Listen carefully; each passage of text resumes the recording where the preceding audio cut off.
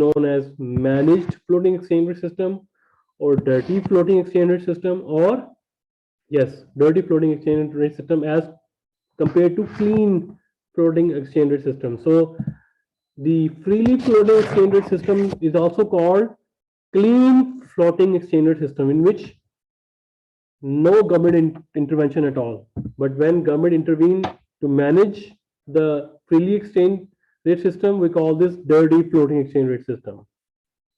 All right. So the critics suggest that managed floating exchange rate system allows a government to manipulate exchange rate to benefit its own country at the expense of others. What is the foremost objective of the country is to benefit its own people. Of course, it will devise the policies which which is more healthy and more good for its own people. All right. So a government may attempt to weaken its currency to stimulate stagnant economy. The increased aggregate demand for the products that result from such policy may reflect a decrease in aggregate demand for products in other countries, as a weakened country attracts more foreign demand. So what's going on here? If we talk about the same example of USA and UK, in which we have two countries in the world, UK and US, and if we are having a managed floating exchange rate system or dirty float exchange rate system, what's going on here? So in order to boost US economy, the government decreases the exchange rate system, decreasing the exchange rate of dollar. So what will happen? UK will start importing more products from us. All right. So this causes surge demand for US products. All right. So what will happen in UK? People will not buy the UK products. All right. But if we are managing the if we look at the perspective of USA is just benefit its own people. That's it. So that is the biggest criticism. Although this criticism is valid, it could apply as well to a fixed exchange rate system as well, where governments have the power to devalue their currency. But currencies of most large developed countries are allowed to float, although they may be periodically managed by their respective central banks. So how this managed floating exchange rate system is different from fixed exchange rate system, in which the country manage its float. For example, if the value is above 7 yuan per $1, Chinese government will do some actions, and which causes which causes the price of the yuan back to 7 yuan per dollar. We'll see. So we have floating exchange rate system. So normally these are the countries and these are their currencies. So Argentina, it follows pesos. Australia, it follows Australian dollar. Bolivia, Boliviano. Brazil, real. Canada, Canadian dollar. Chile pesos. Denmark, corone. Similarly, we have Switzerland franc, Sweden krona, Swiss krona, and we have South Africa, which is South African rand. Singapore, Singaporean dollar. Russian ruble. All right. So we have countries and their currency information. Now our last exchange rate system is pegged exchange rate system. Home currency value is pegged to one foreign currency or to an index of currencies. So we saw that governments are accused of artificially manipulating the currencies. All right. We have seen that if government fix the rate, there is a problem. If we government freely float the exchange rate system, there is a problem. So Question is then why? So this is not the responsibility of the government to manage the exchange rate system. What if we follow the peg, which means my currency is not based on gold, my currency is based on dollar. All right. What if governments are failed to provide monetary stability in the country? So their last option is pegging.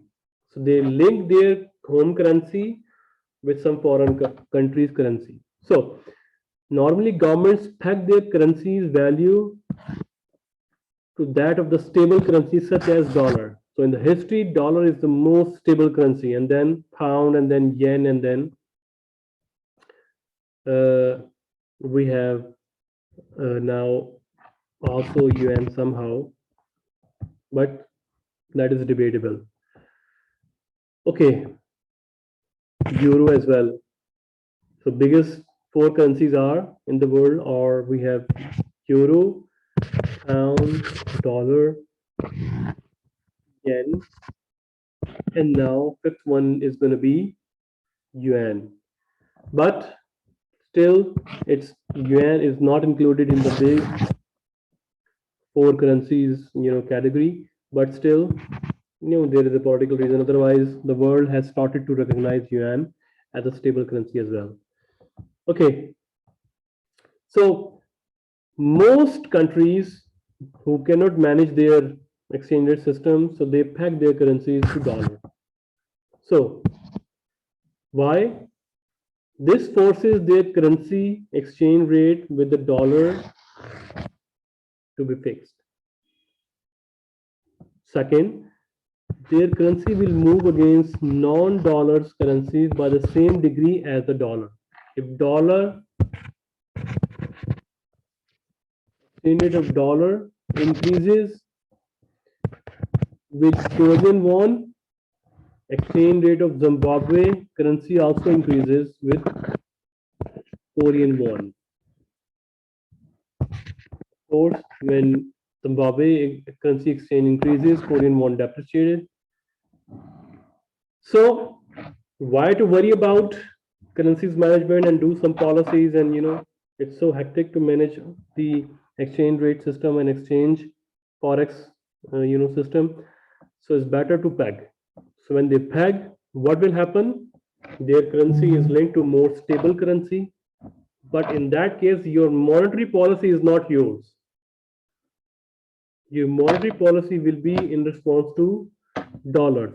If dollar value up, your currency also go up with other currencies automatically. So since dollar is more stable than most currencies, it will make their currencies more stable than most of the currencies. So what are the advantages? So when your currency is stable, it attracts more foreign investments, right? So countries which has stable monetary policy will attract more foreign investments. But what are the disadvantages? What if the US government increases the value of dollar? Your currency automatically increase,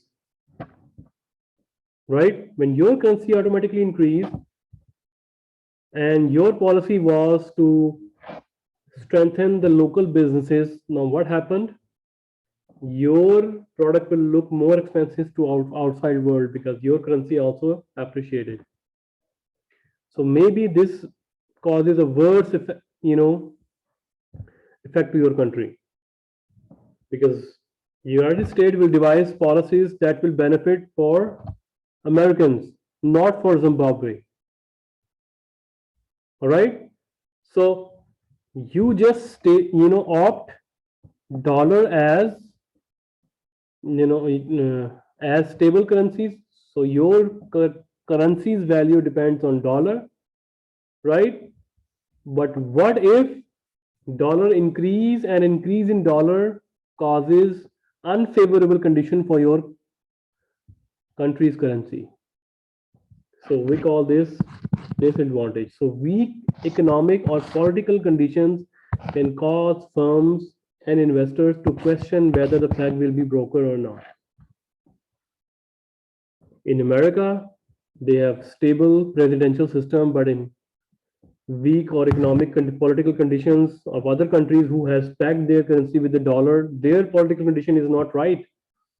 So what will happen?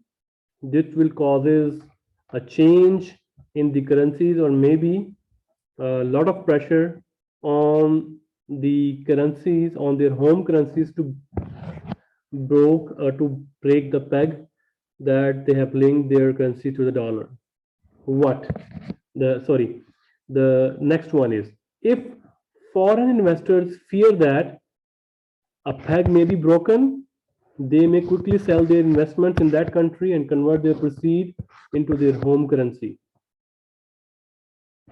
So what we have learned here, if you peg the currency with more stable one, your currency will be stable, people will come to your countries and do business. But when they feel that okay, the peg may be broken, so they quickly sell their businesses from on your country and take that proceeds, convert into their home currency and go. So even the local residents may consider selling their local investments and converting their funds into dollar. So not only foreigners that come here and they wrap up their business and go home, even your local residents also converting your own currency into dollar and take dollar with yourself. So that's what's happening in Pakistan, in in Venezuela, in I think right now in uh, yeah, definitely in Sri Lanka as well, where people don't trust their local currency, Pakistani rupees, the Sri Lankan, you know, currencies. They're just converting even their home currency into dollars and save dollars with themselves because their currency value is going down and going so low that it may be bankrupted. All right.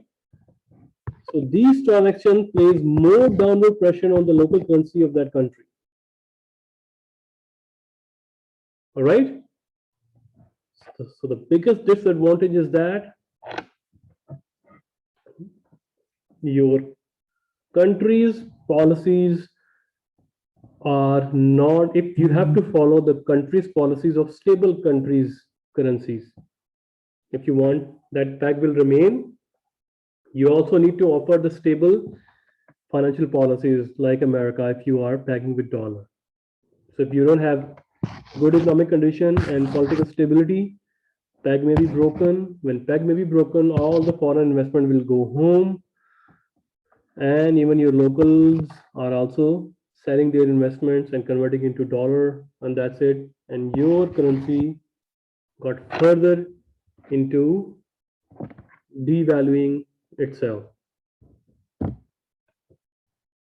So countries have difficulty maintaining a pegged exchange rate system. Why? Because they are experiencing major political and economic problems. While a country with a stable exchange rate system can attract foreign investment, thus pegged exchange rate systems could ultimately create more instability in a country's economy. Because we need to compare apple to apple. Look at the size of the financial market of the US, and if you are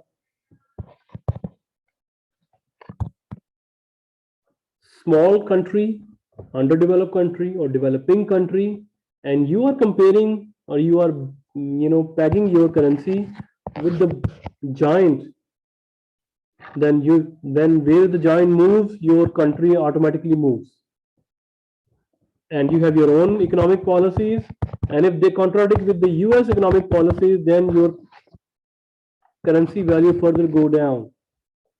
And when your currency value go down and peg is broken, then there is going to be a political chaos, there's going to be economic chaos, and your country further go into instability zone.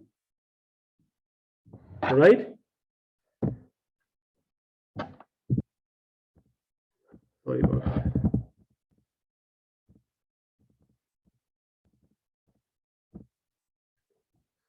Now, the pegged exchange rate systems, they were